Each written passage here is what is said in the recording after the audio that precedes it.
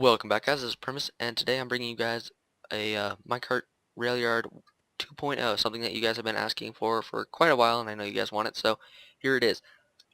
If you guys don't know what a Minecart Railyard is, it is something that takes trains and minecarts, so that means freight, powered minecarts, and storage minecarts that are organized into trains, and it'll take it into the Railyard, and it'll rearrange the trains, possibly store some of the carts there, or cars if you're dealing with a real world counterpart, and it basically just organizes and rearranges, redirects traffic along a rail line. So I built a previous version of this Minecart Railyard. I'll leave an annotation here. You should probably check that out if you haven't seen that already, because a lot of this is what I'm doing here will be based off that video and that design. This Railyard is a great improvement over the last one. It has several great advantages, and I also added some features and stuff that are really useful, really helpful, and basically make it a little bit more user-friendly and just an bit easier to manage. So it's a general overall improvement. It isn't really revolutionary. There isn't a whole lot. I didn't really change up everything. I mainly focused on improving what I had going before. Here is the original Minecart Railyard. It has a lot of empty space. It's not organized super efficiently, and there's a lot of wiring underground, and it's just a bit messy and unorganized in my opinion. So it's pretty functional. It works pretty good, but it's not what it could be. Now if we fly over here, you can see that the new Railyard is much more compact. It actually has several layers to it. There's stuff going on underneath the actual floor, and it's much smaller. I'll give you a little overhead view here. You can see that I basically it's about a third of the size of the old one, so it's a huge improvement. It also has a couple more features. It's a bit more user friendly and all that good stuff. So let's just give a quick demonstration of kind of what this station can do. It's pretty similar to the old one, but I'll show you it does have a few key differences. So how this works is you have a train of, say, some storage minecarts pushed by a powered minecart. This will go along your track here, and it'll normally bypass the station unless you decide to let it in. A key feature in standard rail yards in the real world is that it does not interfere with traffic. So here we have the main rail. Now we can pop down into here, and this is the control panel of the entire operation. This is where pretty much everything that goes along happens, and this is a major improvement over the last design because there's not controls everywhere. They're all in one place.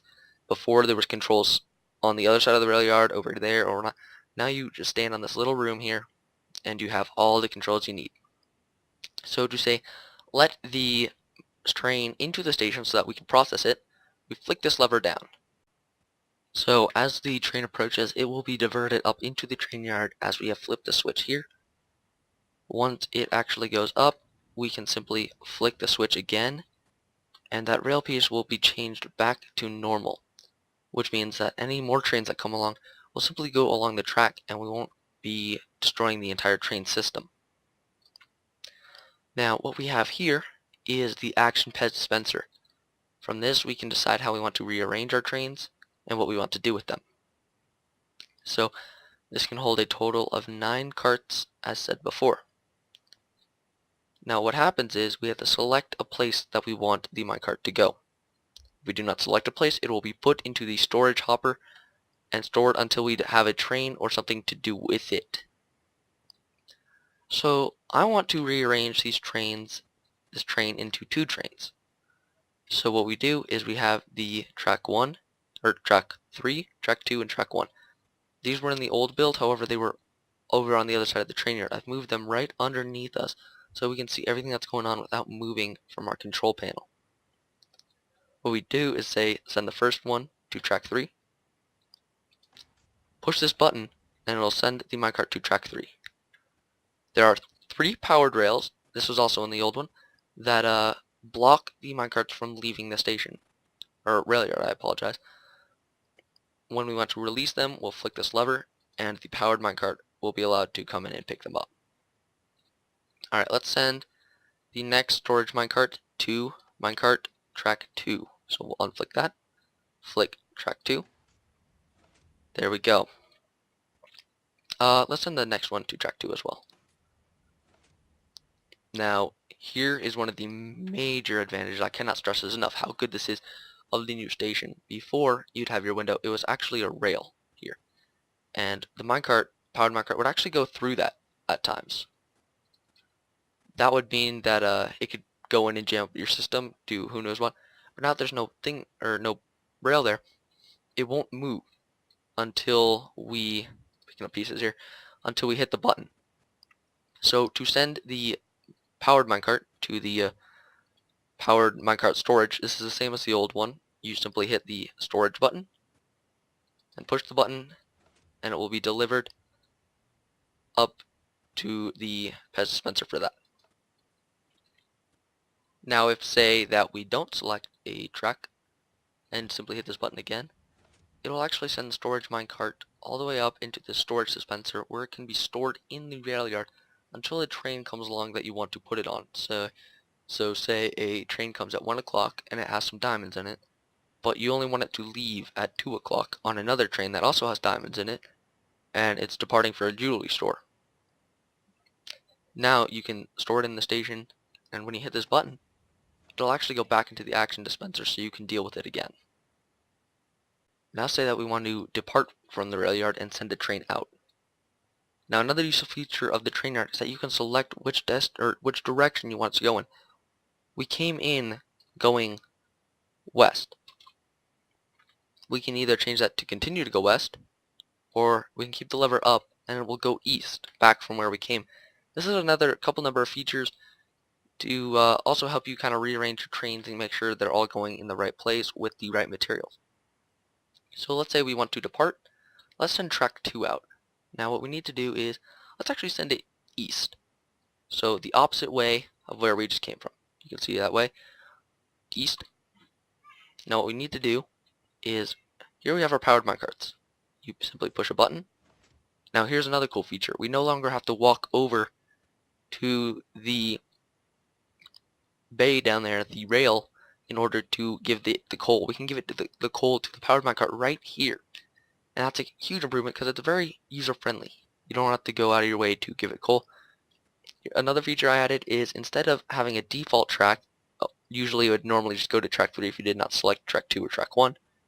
Now if you do not select a track, it'll simply be fed back into the Pez dispenser, which is great because now it means that you won't accidentally send a train out if you forget to flick a switch. As you can see, it's falling right back in. Now if we actually want to depart from the station, what we have to do is go over here and you'll see a couple selections called engine to track 3, to track 2, and to track 1. Since we want to depart from track 2, we need to flip that lever, hit this button, and feed our minecart the coal. We also need to flick this lever so it will release the train. Now as you can see, it is departing and being sent out in the eastward direction, just as we had hoped. Now all we need to do is flip this and flip this back, and we're ready to send another train or to make more trains. We're going to move on to the mechanics here, so if you want to stick around, I'll show you guys all the little detail stuff that I did. If not, we'll see you guys next time. So let's get this started. So the track selector is what I spent the most time on. It's also the most innovative part of the station, and really what makes it so compact. Now I'm going to give you a quick show around of the other station, that way you can compare it. Now here's the track selection for the old rail yard. As you can see here, this is how the powered minecart would get there. It would drop in onto the rails that the minecarts lie on. The actual way the minecarts, or the storage minecarts, would get onto there is from the window. We have this on the other one as well. And as you can see, you'd have to select your which train you'd want to send it to, and go out onto this track. Now to do this, we needed all this redstone wiring up here, and all this redstone wiring underground. So there was stuff underground as well, and that took up a huge chunk. Here is the Railyard 2.0's selector. As you can see, this is actually all of it. There's nothing underground, nothing fancy like that. All you can see here is everything. So we still rely on dropping the powered minecart onto the track, but we do it from behind rather than over. This also means that it's more reliable and it won't drop in front of the some of the storage minecarts, which actually has happened on the old one. And as you can see, we have the same kind of style of track selector, except the wiring is above it. The benefit of this is that we can put the control panel right above the track selector, which means that we can layer it, make it much more compact, as well as not have to worry about a lot of buses running everywhere. So we simply have lines of redstone coming here. The repeaters are simply to keep it from not connecting with the other circuitry. So we have wires running along the track. There are inverters in some areas just to make sure that everything runs smoothly, and they'll connect up to the track pieces that they are in control of. Same is true here. So say when a minecart, when we flip the switch, this redstone torch will turn off and we'll be able to accept the minecart into track 2. Now I actually want to show you guys how a powered minecart gets onto it. So let's select track 3, sorry, and send ourselves a powered minecart. As you can see, it comes along here, and then it will actually, I'm not sure if you could see it, but it'll actually drop. It'll come from here and jump onto the track here. I tried putting a connector bit here, but if you have 4 things connecting to a single intersection, the torch can't dictate which way it will turn. So you can't actually have another bit connecting to here. You can only have 3. The rest of the wiring is pretty simple. There's actually not a whole lot of it. It's mostly mechanical track placement. Here we have the direction north and east, or east and west. It simply runs down here to this track piece here. If a minecart comes along here and it's like this, it'll come over this bridge and is released onto the opposite side of the track. Obviously it doesn't matter here because it's a circle, but you have to imagine that these track bits run off for a very long time. If we flick the lever again, flick the lever pointing down to west, it'll actually change this track, so now it'll just be fed directly out onto this line here, which will take it in the westward direction. The Pez dispensers themselves are pretty simple. They are simply a button and a piston. As you can see there, there's nothing fancy. Here on the powered minecart I had to do something a little different because due to all the congestion down in this area, we cannot actually have it drop onto a powered rail, as you can see here. So it actually has to have a block behind it in order for it to push it onto that rail successfully. It's strange, but that's kind of what needs to happen. So instead we have a sticky piston with a cobblestone block on it. That means this is why this little bit of redstone's here. It's actually not connected to anything. It's actually just to link the button to the piston. Other than that, though, there's not really a whole lot. There's this little wiring here, which when you flick it down, will pull a train from the main rail into the train yard. It's simply a redstone line that goes down onto this little track bit here. The rest is track placement. It's really just little lines of track going from Pez dispenser to Pez dispenser. Say from the action Pez dispenser to the storage, to the powered minecart storage, and all that kind of stuff. If we dig down here, you can see there's actually nothing down here. These are the 3 rails that the trains are assembled on, but there's nothing here. There's nothing under these. The redstone that powers these 3 powered rails is actually right above here. It's ridiculously visible, but that's besides the point. You can see here when you flick the lever, all these rails turn on. There's no selectors for these switches. They simply feed manually into the single rail that directs them using this intersection here. Another thing I'd like to note is that in this design, I'm planning to do a bit more on it than what I did in the other one. I'm planning on actually encasing this in a kind of like a boxy station format, and I kind of want to try. I'm not sure if I'll be able to, but I'm going to try to get some MC edit schematics, which it'll probably be a while after I release this video, but that's okay. I'm going to be working a little bit more on this. The reason I didn't include hoppers in all this and all that new 1.5 stuff is because I have a private local server that I run from my computer using a bucket server, so I can use World Edit and a couple warp plugins for my Breakwater City. So I can't upgrade until Bucket has a 1.5, and that's probably not going to happen until the 1.5 update.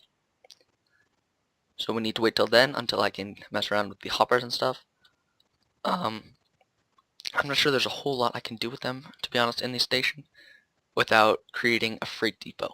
I mean, I could easily create a freight depot with that kind of stuff, but the goal of this is to rearrange trains, and so we'll figure out something to do with that. But yeah, in the meantime, I'm going to hopefully be doing some MC edit schematics and encasing this in a nice format so that you guys can put it on your servers and all that kind of stuff. So I hope you enjoyed. Please leave a comment in the comment section below telling me what you want. If you want any tutorials, I probably won't do a tutorial on the entire thing. It's really just too long and too big of a process to do. But if you want a certain section, I'd love to give you guys a little help on that. So please tell me what you guys want, what I can do better, and hopefully we'll see you guys next time.